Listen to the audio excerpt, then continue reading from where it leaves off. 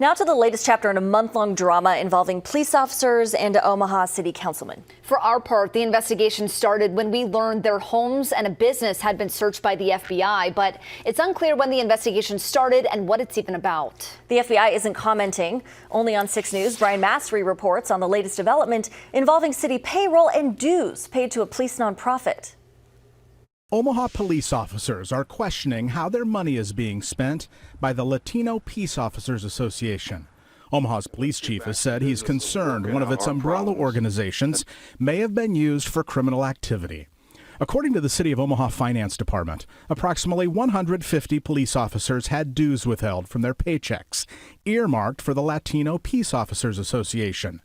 10 days later, the FBI served search warrants on several places, including the Latino Peace Officers Association president's home, Officer Johnny Palermo, a 20-year veteran of the department. Now fast forward to the first city pay period in January.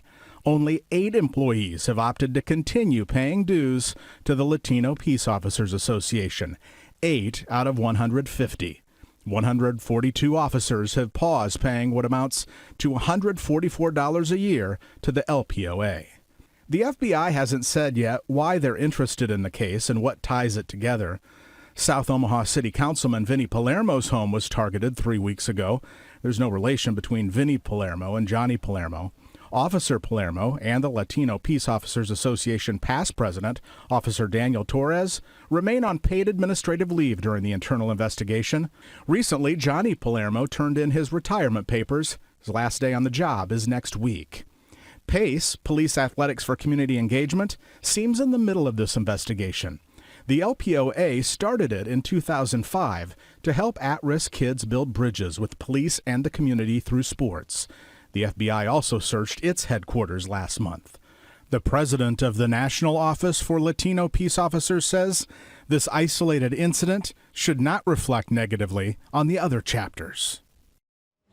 Now, Lauren, Jacqueline, Omaha police have a select group of detectives that are helping the FBI with this investigation. It's unclear when we'll get any sort of update in terms of what it's about or when indictments, if they happen, come down. 6 News left a message with Officer Palermo, but did not hear back. On your side in the newsroom, Brian Mastry, 6 News.